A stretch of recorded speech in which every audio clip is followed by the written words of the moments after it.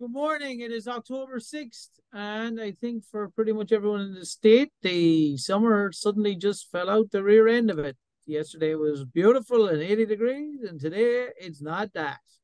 But I think for some of us, that will probably be a welcome relief. Some of us who've been seeding and panicking, probably not so much of an enjoyable period coming up, but it looks like fall is upon us and leaf cleaning season is coming too. Online today, we got Dr. Xiaowei Wu, we got Dr. Dave Gardner, we got Dr. Tyler Carr, and Dr. Dave Shetlar. All right, Dr. Carr, take it away. All right, guys. Hope everybody's doing all right today.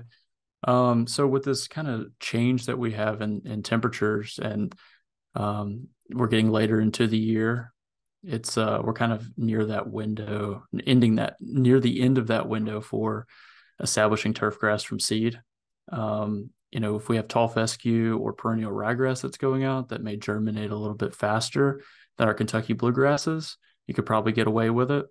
But if you have Kentucky bluegrass that you're putting out as seed, and you don't have some type of cover to keep that area warmer, the temperatures are getting to a point where that establishment may take a while, and you may not have full establishment until the spring. Some things also that you could consider are trying to do some type of slit seeding to get the seed more into the soil, since those soil temperatures may maintain some consistency, and not drop as quickly as the air temperatures. Another thing to consider aside from seeding is I'm seeing a lot of leaves falling, especially in my backyard at home. And a lot of my neighbors are collecting these leaves and putting them out on the side of the road to be taken. A lot of times it's fine to just mulch those leaves with your mower, let the microbes decompose those leaves and provide some type of nutrient return back to the lawn. So instead of allowing these to just go decompose somewhere else, they can decompose in your lawn and maybe make it where you don't have to apply as much fertilizer in the future. So that's always gives me a good excuse to go out and crank my mower up for a couple extra weeks in the fall too. So I kind of look forward to that. That's about all I have, guys. Thank you, Dr. Carr. Dr. Gardner. All right, good morning, everybody. So I know that things are starting to wind down a little bit, but this is actually a pretty important time of the year for some of our weed control operations. And so if you had any issues with any of these species this last year, these are winter annuals. So things like chickweed and henbit and bittercress.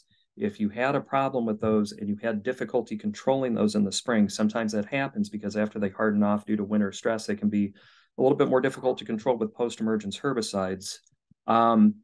You may or may not see these right now at this stage, tiny little seedlings, but it's probably getting to be a little bit too late to put out a pre-emergence herbicide to control those. But I would offer that if you had trouble controlling those in the spring last year, that a post-emergence application this October or November, depending on where you are in Ohio, is probably going to be more effective than attempting to control those post-emergence next spring. Okay, so if you had issues with winter annuals last year and you remember where those were, now is the time maybe to be taking some action on those. For perennial broadleaf weeds like dandelion, white clover, and etc., again, most people like to control those in the spring because that's when people are out noticing their lawns. But we know that post-emergence herbicides work better in the fall because you get more translocation below ground to those parts that make the perennial a perennial. And so you tend to get better long-term control. The other nice thing is that if those weeds are next to ornamentals or garden species, you're less likely to have a problem with that at this time of the year because the leaves are falling off of the ornamentals and mostly the garden crops have been harvested, right? So I love to show this picture. So this was an application that I made in November of one year, and this was the following spring when the ash trees were coming back into leaf. You remember ash trees, right? Beautiful trees. But this stayed weed-free, this area, until the following October. So a spring application usually gives you, 6 to 10 weeks of control. A fall application can usually last up to a year. 10 to 12 months is not that unreasonable to expect. So, the one thing about that is that it has been kind of dry, and hopefully we will start to see an uptick in the amount of moisture that we're getting. But for those parts of Ohio that are in droughty regions, there's a map that you can look at to see what your moisture status is according to that office right now. But if you do have dry weather right now, know that the herbicides, while they tend to be pretty safe on our grasses, if you make those applications to excessively dry turf areas, it increases the chance of injury to the turf grass, and it increases the chance that it won't be as effective as it could have been to control the weeds. That unfortunately varies based on the product and the rate, the soil moisture content at and after application, the weather at and after application, the turf species and cultivar, and et cetera. But just know that if you are in an area that's excessively dry, that the herbicide might not work as well, and it might cause a little bit more injury to the turf grass, so be aware of that. Also with those fall applications, make sure you're using the ester formulation of the herbicide, not the amine formulation, so you can check that on the label. It'll say something like 2,4-D, isooctyl ester, or it will tell you the corresponding amine formulation. Make sure that you're using the ester formulation because those are the ones that are more effective in cooler weather. Last thing I want to mention is that the month of October is when our tropical grasses start to turn purple, so crabgrass and other annual grasses. So you can tell savanna grasses in the landscape because those turn the straw white color, but then the tropical grasses are the ones that tend to turn purple. So it's a good opportunity to go out and plan where you're going to put out your pre-emergence application this coming spring. And that's what I have for this week. Thank you, Dr. Gardner. Dr. Wu, welcome back. Good morning, everyone.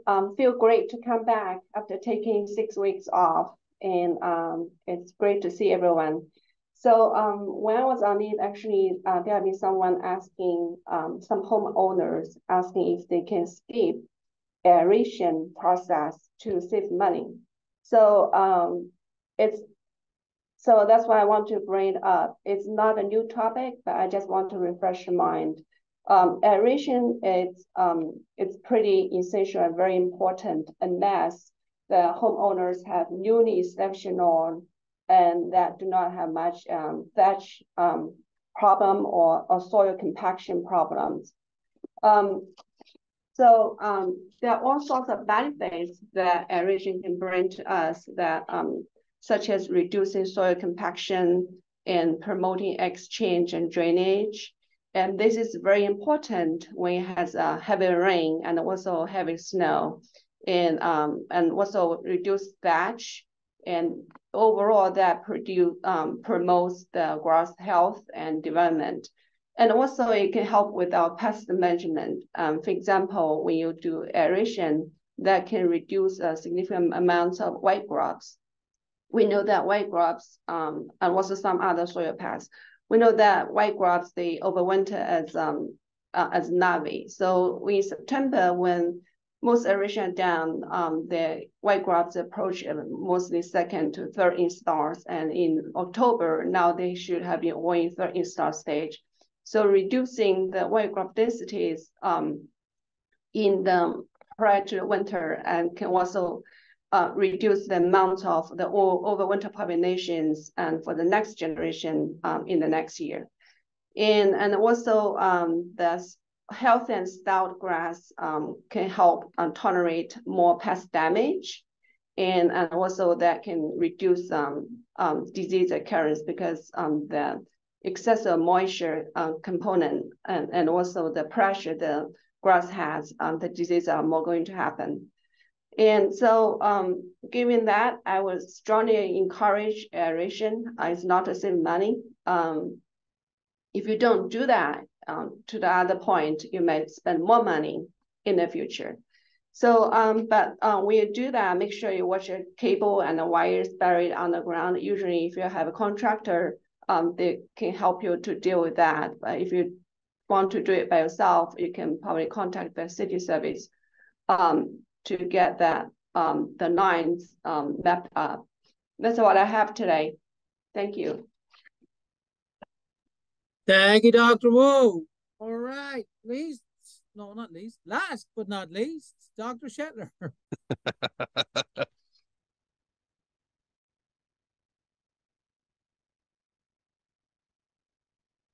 Yeah, I'd like to briefly talk about still getting people that are, the skunks or raccoons, and sometimes even the crows are showing the white grubs, pulling back the turf and finding these big, fat, and sassy third instar grubs out there.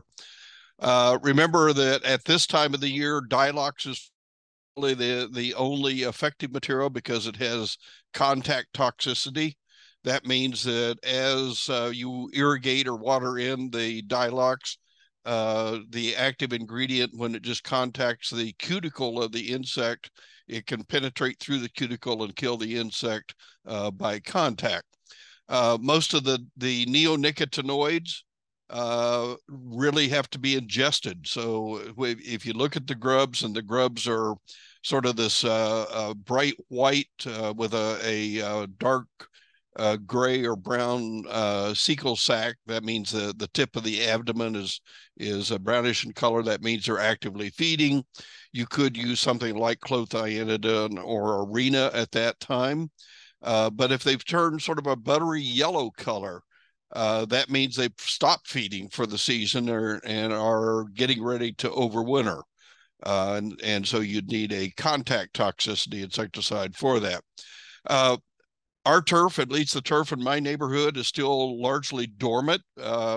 Even though we had a rainfall event that came through last night, I don't think it's all that much to bring them out of dormancy. And even with the cool weather, normally our turf begins to recover, but it's really very dry, at least in my neighborhood. So if you've got a grub issue with dry turf, I do recommend that you apply, something like 2/10 of an inch to 1/4 of an inch of irrigation the day before you make the treatment, and then irrigate as heavily as you can right after the treatment so that you get the grub insecticide down to where the grubs are. Another thing that's happening, getting lots of reports up in the northern counties of Ohio of immense numbers of crane fly adults flying around. People don't realize that Ohio has been invaded by the European marsh crane fly. This is a different species than the European crane fly. There's two different species. The difference is native crane flies that are flying. I've seen a few of them in my backyard. If you take a look at the native crane flies, and by the way, these things are harmless. The adults actually don't have functional mouth parts, so they can't bite or anything like that, even though they look like a giant mosquito. If you go and pick one up or get close enough, if it's a native crane fly, the entire wing will be what we call hyaline. In other words, it will all appear the same color, usually sort of a very pale amber color for that. On the other hand, both the European crane fly and the European marsh crane fly, if you notice on the wing and the forepart of the wing on the anterior end here, you'll notice that there's a dark stripe, which are the wing veins, by a pale white stripe. And it's this white stripe on the wing that will indicate that it's one of these European invading species. Why would the natives be there? Well, the native crane flies feed on decaying matter, like the thatch, or if the turf got killed by something, they'll be there. The marsh crane fly, on the other hand, the larvae do eat the turf. And so if you do think you've got the marsh crane fly, large numbers of them, you may treatment turf.